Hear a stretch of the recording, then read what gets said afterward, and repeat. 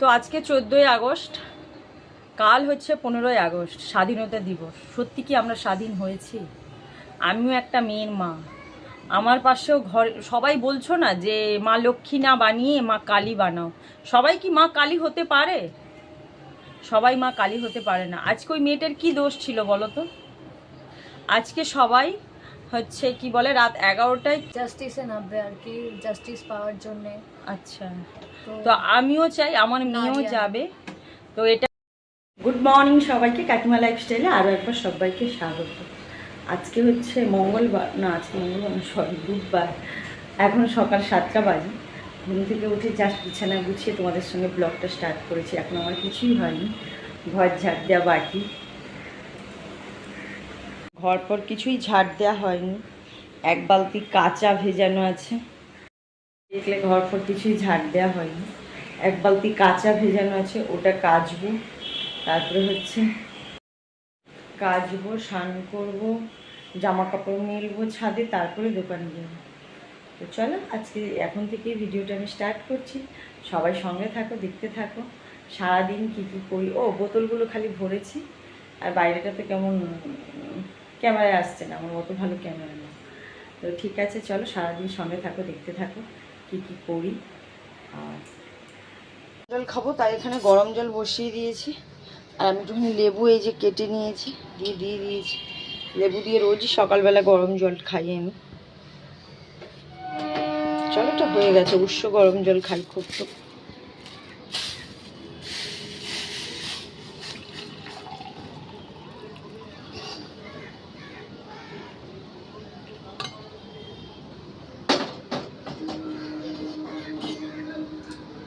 তো চলো গরম জলটা খেয়ে নিই।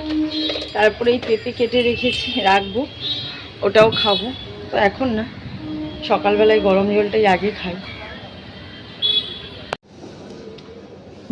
তো চলো, ফলটা আমার কাটা হয়ে গেছে। আর এখানে হচ্ছে দুধ গরম বসিয়ে দিয়েছি, হচ্ছে বসাবো। আর এটা হচ্ছে টক দইয়ের জন্যে। তো চলো দইটা আমি বসিয়ে দিই। তো আজকে হচ্ছে এটাতে আমি টক দই পাতবো, আর একটা যে ওই যে নীল রঙের কাচের বাটি দেখতে পাচ্ছ, ওটার মধ্যে মিষ্টি দই পাতবো। তো যেরকম চিনিকে সবাই করে না, ওরকম করে, ওই জন্য দুধের কালারটা একটু আলাদা এসছে। আর আজকে সকালে আমি ওটা দেখলাম, দইটা খুব ভালো বসেছে। কালকে বসছিল না, কালকে দেখলাম টক দইটা খুব তাড়াতাড়ি বসে গেল, কিন্তু জানি না মিষ্টি দইটা কেন এত দেরিতে বসলো, কিন্তু বসেছে। তো চলো আমি একটুখানি ওই বাটির মধ্যে দই মাখিয়ে নেব, নিয়ে ওর মধ্যেই হচ্ছে মিষ্টি দইটা বসাবো। আর টক দইয়ের সাজা দিয়েই আমি মিষ্টি দইটা বসাচ্ছি। তো চলো, মিষ্টি দইটা দেখো কিভাবে বসিয়েছি। আর হচ্ছে এইভাবে টক দইও আমি এইভাবেই বসাবো। আর ওই যে একটু সাজা রেখে দিই, দিয়ে এর মধ্যে অনেক দিন ধরে দই বসাচ্ছিলাম না, রোজ কিনে আনছিল। আমি ভাবলাম কেনার কি দরকার আছে, সেই দুধে তো বাড়িতে অনেকটা দই বসানো যায়। তো তার জন্যেই দু প্যাকেট দুধ নিয়ে এসেছিলো, 2 প্যাকেট দুধেরই দই বসিয়েছি। দেখো ওরকম আলাদা আলাদা করে করিনি, যে হচ্ছে 1 প্যাকেট দুধে মিষ্টি দই, 1 প্যাকেট দুধে টক দই, ওরকম করিনি, কিন্তু 2 প্যাকেট মিলিয়ে আমি টক দই আর মিষ্টি দইটা বসিয়েছি। তো এটা দেখো আমি মিষ্টি দইটা বসিয়ে দিলাম, এবার টক দইটা বসাবো। ওই একই প্রসেস, কোনো আলাদা কিছু নেই। আর আজকে হচ্ছে স্বাধীনতা দিবস, সবাইকে জানিস যে হ্যাপি ইন্ডিপেন্ডেন্স ডে। আর সত্যি কি আমরা স্বাধীন? আর আজকে একটা কথা, প্রত্যেক বছরের ন্যায় এবছরও ওরকমই স্বাধীনতা দিবস হচ্ছে, কিন্তু মানুষের মনে সেই আনন্দটুকু নেই। তারপরে যা হলো কালকে, আমার মানে এই যে সবাই রাস্তায় নেমেছে মেয়েরা, এটা যেরকম একটা ভালো, যে ওকে মানুষ, ওর যে নৃশংসভাবে ওকে করা হয়েছে, তার জন্য সবাই প্রতিবাদ করতে নেমেছে। কিন্তু প্রতিবাদের ভাষা এই ছিল না যে একটা হসপিটালে ঢুকে এত দামি দামি মানে ওষুধ, ইঞ্জেকশান, এগুলোকে তছনছ করা। যে বা যারা করেছো এগুলো একদমই ঠিক করেনি।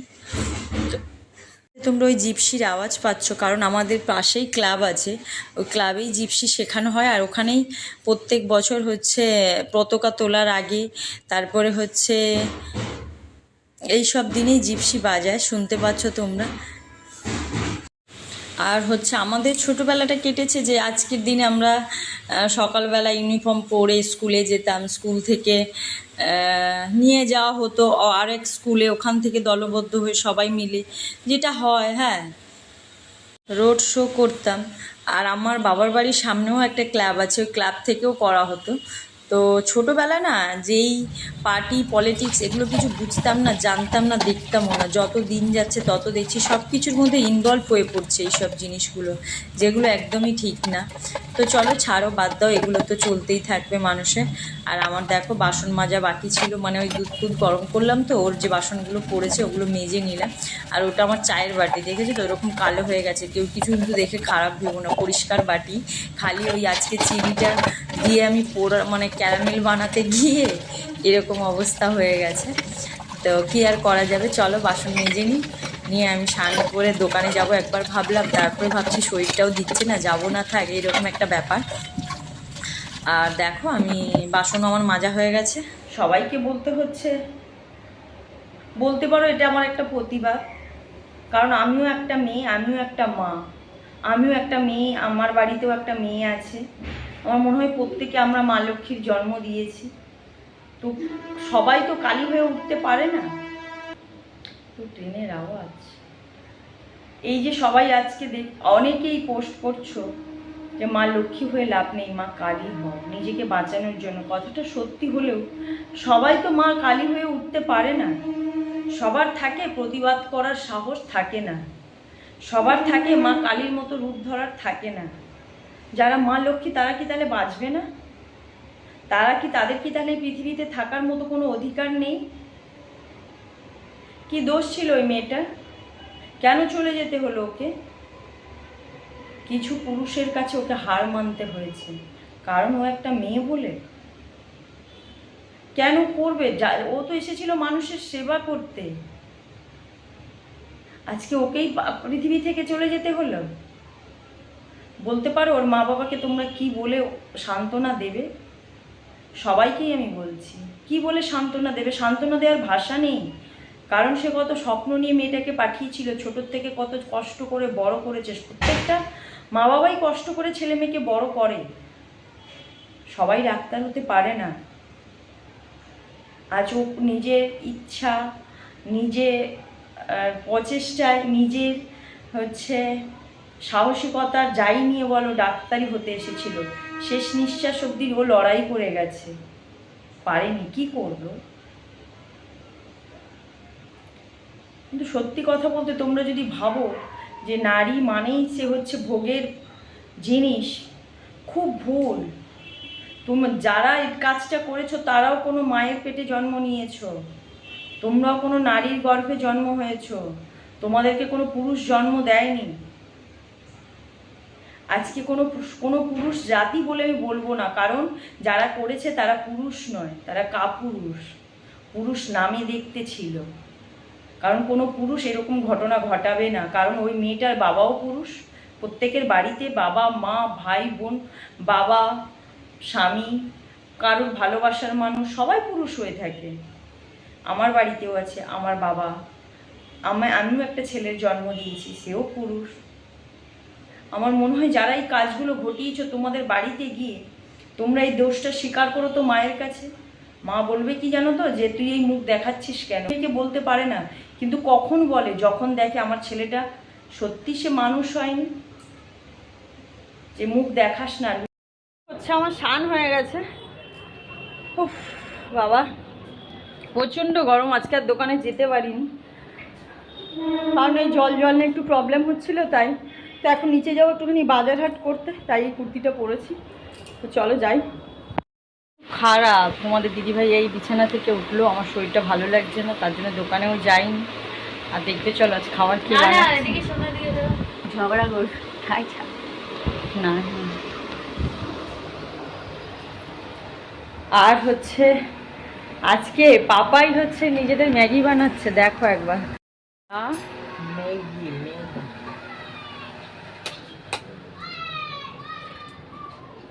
তো পারবি ওরম করে ধরতে? একবার তাকা আমার দিকে। পাপা কি লিপস্টিক পরেছে? কেন? আমার পাপার ঠোঁটগুলো দেখো খালি। ও মাই গড, ও মাই গড।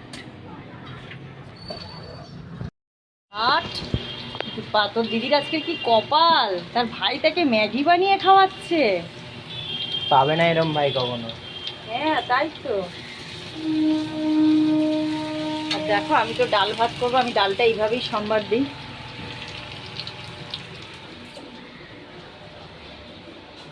বিছনা গুছাচ্ছি, বিছনা গুছানো হবে।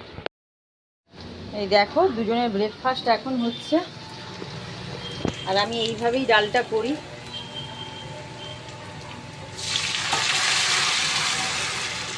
আর ডাল আর এই যে মাছ ভাজা হবে আর আলু সেদ্ধ, আজকে আর কিছুই করবো না।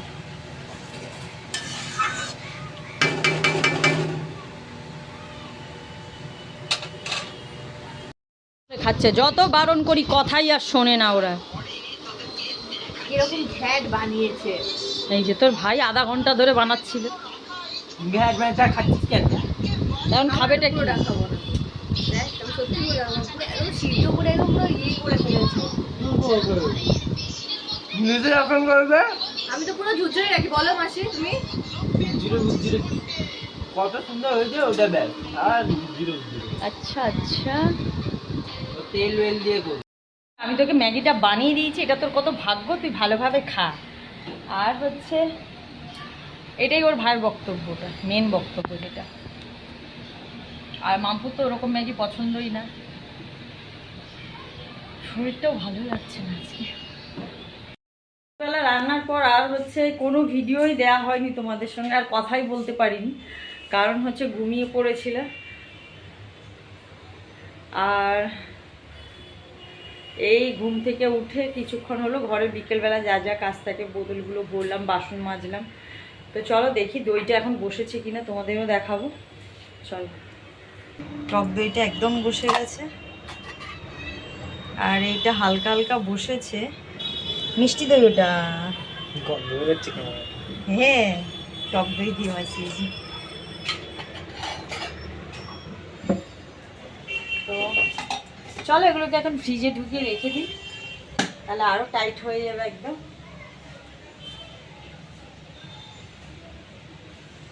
বাপি একটা গেঞ্জি পরতে পারছে না।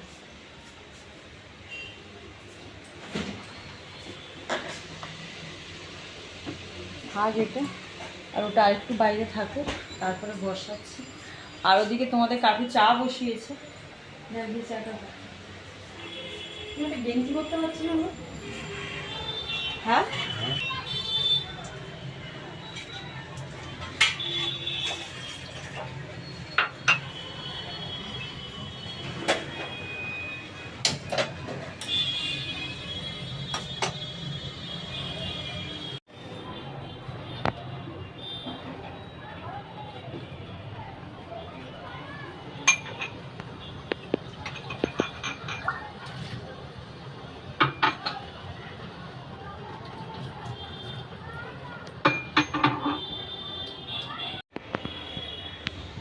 কি হলো?